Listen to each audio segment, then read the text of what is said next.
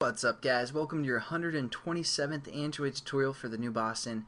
And what we're going to do in this tutorial, we're basically going to set up something to do within this method called OnSensorChanged.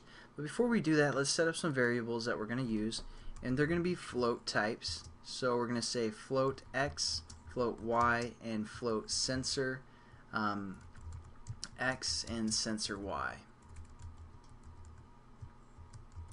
And then we're also going to set up a bitmap, because again we're going to draw that ball to the screen, so we're going to say bitmap ball. And then within our onCreate method here, we're going to set up our ball reference real quickly. Again, just bitmap factory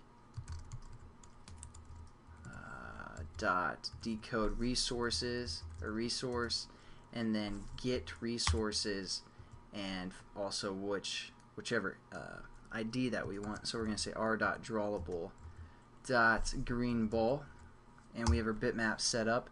We also might want to set up all of our float values. So we're going to say x equals y equals sensor x equals sensor y. And basically what's going to happen now, actually those aren't set equal to anything, so we're going to set that equal to 0. And now anytime our sensor changes, it's going to call this OnSensorChanged method. So what we can do is we can set up our our float values for our sensor every time that our sensor is called. So what we can do is say sensor x, and I believe this was R0, something like that. I just changed it to E because it's a little bit easier to work with.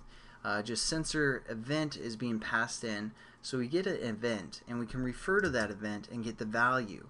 So that's what we're going to do. We're going to say e.values, and it returns a float. And let's just scroll over here to the description.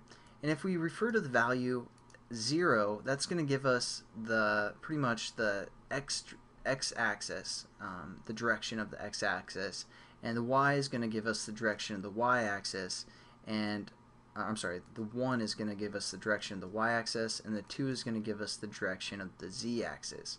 So for our sensor x, what we want to do is we just want to say the values of 1, or I'm sorry, of 0, and that will return basically the information from our sensor event for the x direction or the x-axis.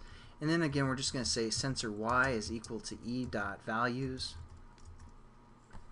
and now we're looking for the y direction, which is 1, and we don't really care about the z direction for our example.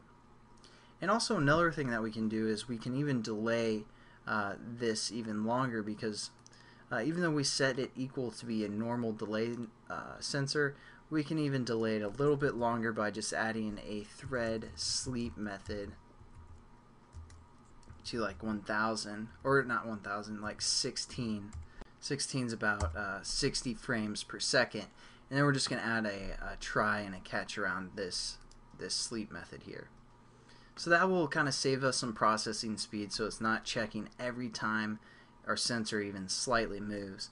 But it's good enough. For example, 60 times per second to update basically our x and y values of our sensor.